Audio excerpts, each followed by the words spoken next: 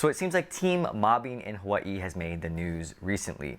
At Pro Ridge the other week, there was a young teen who was attacked because some other kids wanted his headphones. And more recently, there was a teen who stole another kid's gold chain at Windward Mall, and then they proceeded to have a fight. And frankly, the reason why this caught my attention was because it happened at Windward Mall, a mall where I grew up as a little kid, and that has a reputation for being pretty chill and laid back. So if you haven't seen the footage, here it is. The video posted online Sunday shows a teen in red pants inside the mall, running after another teen who allegedly stole his gold chain off his neck. A fight broke out, with a friend of the victim jumping in to help. The brawl lasted about a minute before a bystander broke it up by getting one of the teens in a chokehold. The kids these days.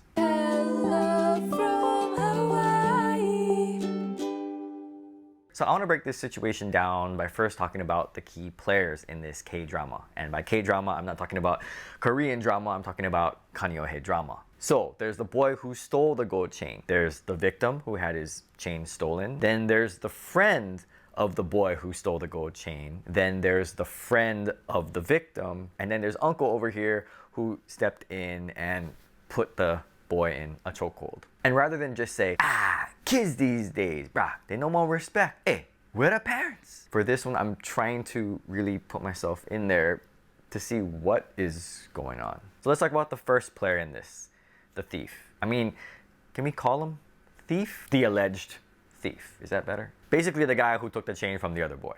Now, I guess I'm trying to understand why you would think it's okay to just take someone else's gold chain. I mean, were you planning on wearing it after you took it, or were you just gonna sell it? Do you really want to be wearing something as personal as a piece of jewelry that you stole from somebody else? And this isn't like stealing money, which, by the way, I'm not condoning, but they're very different. When you steal money, you can just spend it or save it or do something else with it. But when you steal someone's jewelry, that's very personal.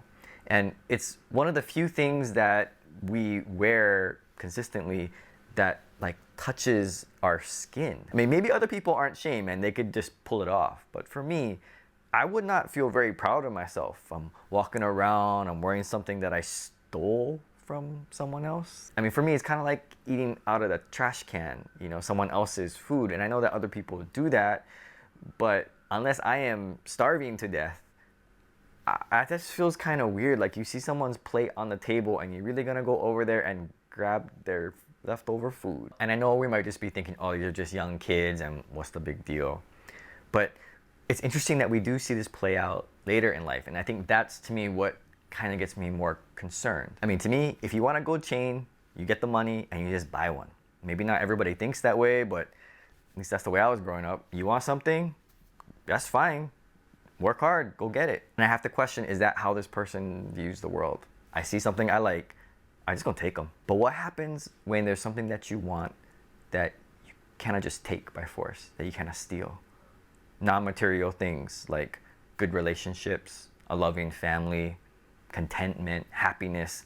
Those are things that people want, but you cannot just steal that kind of stuff. All right, now let's talk about teen number 2. This is the victim, the guy whose gold chain was taken. I give this boy a lot of credit to chase down the guy who took your stuff. I mean, the guy who stole his chain was bigger than him. I'm not sure in the moment he realized that, or he trying to size up the situation, but the thief, he runs, and this guy, he just runs after him. And as adults, in hindsight, right, we can say, well, it's just a chain, you know, like, it's not worth it, you know, get another one, you know, like, it's just let it go, right? That's what we do as adults. That's what the most sound advice would be. And if my son was in that situation and someone stole something of his, I would tell him that, like, if someone takes something from you, just let it go. It's not worth it. I'll buy you another one. Don't worry about it. We'll buy you another one, but just let it go. But in seeing how things played out, he does pursue the guy, and he finds himself 2 against 1. And I'm sure at that moment,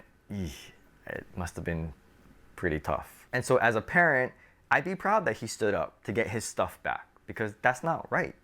but at the same time, I'm also gonna feel worried. And so therein lies the problem, right? Like, what would the advice be? What would the best advice be? I remember when I was growing up, I went to Washington Middle School, and there was this bigger kid, you know, in my class, and every single day, he would walk around and ask kids, hey, you get dollar. And so he comes around making his rounds to all the small kids. And so he comes to me. And of course, the worst thing is he puts his arm around you. He's like, hey, you get dollar. And of course, at that moment, I'm feeling nervous. I'm feeling scared. Like, yeah, I got the money. You like dollar? Sure. On most days, he just continue along asking all the other kids for dollar. But there'd be times where he put his arm around me, squeeze a little bit tight and say, you sure? You get dollar? Sure. I could have given him the dollar. Literally being pressured by his arm, I could have given him the dollar. But I thought to myself, if I give him $1 now, he's gonna be asking me for the rest of school. So I looked him in the eye and I said, look, I know more money. Stop asking. Now I'd love to say that that changed everything and he stopped asking me again, but you know, he just kept asking over and over again. But I just told him no and brushed him off. And this guy was a tough kid. Smoked, fought a lot, but I knew I had to stand my ground because if not, I'd be giving this guy $1 every single day. And I think about the situation even now as an adult. If someone came up to me on the street and said, hey, I like your watch, I like your sunglasses, I like your wallet, whatever it might be, do I just give it to them? Or do I say no? Or if they grab it off of me or grab something of my wife, am I gonna chase after them? Or am I just gonna say, hey, you know what, just let it go? For most things, they're replaceable. Can always buy another one. But there are certain things that are not replaceable. And there are certain times, I think, that it's just not right to let it go. And so when we see this happening to younger kids, I think it's important for us adults to try and put ourselves in that situation. We gotta ask ourselves, what would we actually do? Teen number 3 is the thief's friend. Now, I don't know about this guy, but this guy was just cruising. He seemed to know what he was doing because he looks over at the person recording, so he knows something's gonna happen. And if you look at the situation as it gets to the fighting part, it's this friend that's actually the one that lunges first, and then the fight starts. And again, if I'm the victim, I'm thinking, wait, hold on. Your friend just took something of mine, and now you and your friend both gonna try to fight me in 2-on-1. Bruh, how is this even fair? I mean, what happened to 1-on-1 fights? Again, I'm not condoning fighting, but I mean, come on. Teen number 4, this is the victim's friend. And this guy, boy, what a friend. I mean, buy this guy one plate lunch. I mean, to jump in as your friend is getting 2-on-1, and I mean, these are bigger guys. You're just jumping in trying to break this thing up, and then you start getting attacked. I gotta say, that's pretty courageous. Because the victim's friend ends up matched up against the thief's friend, and well, that doesn't end very good. Now, of course, I don't want my boys to fight at all or to fight in school. But I will say that if one of my sons is getting attacked and is getting hurt, I would hope one of the other kids jumps in to try and stop it. And likewise, if my boys ever see another kid getting attacked and getting hurt, I hope that they jump in to try and break it up. And to be honest, most of these fights aren't even real fights. They're more like skirmishes because they only last for like 30 seconds to maybe a minute. And I don't know if you've ever been into a fight, but you start getting tired. You start sucking wind. I mean, unless you're a boxer who does cardio and all that, you're gonna be tired after about 30 seconds. But give this person a lot of credit. They didn't just stand by and film it on their phone. They didn't just stand by and do nothing. They jumped in to help their friend, even if, hey, they took some hits. Now, the 5th player in this whole K-drama is the uncle. Now, the uncle comes towards the end, and he's really the one that kind of breaks up the boys. He gets the thief, and he puts him in a chokehold. And I'm like, oh, bruh, that is some good discipline right there. That's one of those moves that you better know what you're doing before you do it, because if not, you're going to hurt somebody or you're going to get hurt. And I do wonder if the parents of the thief are going to pursue charges, because I'm sure there's going to be that, hey, don't touch my kid. But in that situation, it's like, well, your kid is the one attacking somebody else. What you want me to do? Talk them out of it? No, I gotta stop them. And I'm really glad that an adult stepped in to stop them. Because what happened at Pearl Ridge the other week, nobody stopped the kids from beating up the other kid, and the kid blacked out. Overall, this is just not a good situation. Doesn't matter. These kids went to King or they go Castle. Doesn't matter what part of the island. What the heck is going on? I mean, really, why are these kids doing that? Why do they think it's okay? Some of it is out of our control as a society because a lot of it has to do with upbringing and parenting and values. But what we can do is decide how we would respond, how we're going to respond. Not just on a policy level, but on a personal level. I mean, what would you do if you saw two kids fighting at the mall? I mean, it's real easy to say, oh yeah, I jump in to, break it up and all that, but there's a lot of other things that you gotta consider. For me, if I saw that happening and I'm with my two boys and my wife, what are they gonna see? I gotta think about them too. So if I jump in, it's like, well, what are they gonna see their dad do? Or if I get hurt, I gotta think about what that might do for my kids. Also, as an adult, there's a lot more risk than reward in approaching a situation like this. I mean, you really gotta know what you're doing to be able to control your body as well as their body.